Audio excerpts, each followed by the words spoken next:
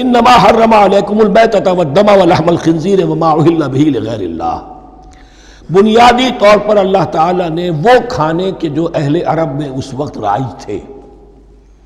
ان میں سے 4 چیزوں کی حرمت کا اعلان کیا ہے بار بار، مکی صورتوں میں بار بار ہوا ہے اور یہاں پھر یہ مدنی صورت کے اندر گویا کہ آخری بار۔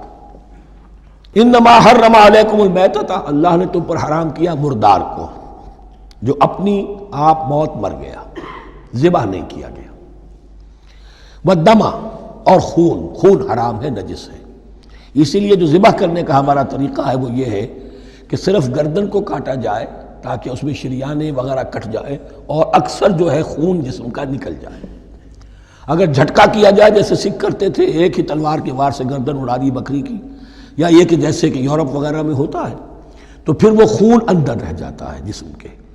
اس کے اندر پھر وہ اینٹھن نہیں ہوتی اس حیوان کے جسم میں کہ جس سے خون جو ہے وہ باہر چلا جائے۔ تو وہ لحم الخنزیر، اور تیسری چیز ہے خنزیر کا گوشت، اور چوتھی چیز وما اہل بہ لغیر اللہ، اور وہ کہ جس پر پکارا گیا ہو کسی کا نام اللہ کے سوا۔ اب اس میں ایک چیز تو یہ ہے کہ جسی شے کو ذبح کرتے ہوئے کسی بت کا، کسی دیوی کا، کسی دیوتا کا تذکرہ کیا، وہ تو حرام مطلق ہو ہی گیا، اس کا گوشت کھانا حرام مطلق ہے۔ لیکن اسی کے تابع یہ ہوگا کسی بزرگ کا قرب حاصل کرنے کے لیے اس کے مزار پر لے جا کر وہاں ذبح کیا جا رہا ہے۔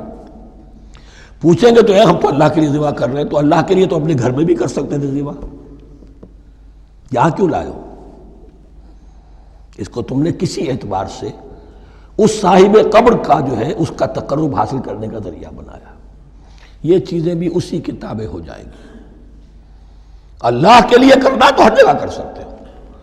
ہم تو صرف ایصال ثواب کے لیے کر رہے ہیں، تو اپنے گھر میں بیٹھ کر کرو گے تو کیا ایصال ثواب نہیں ہو جائے گا؟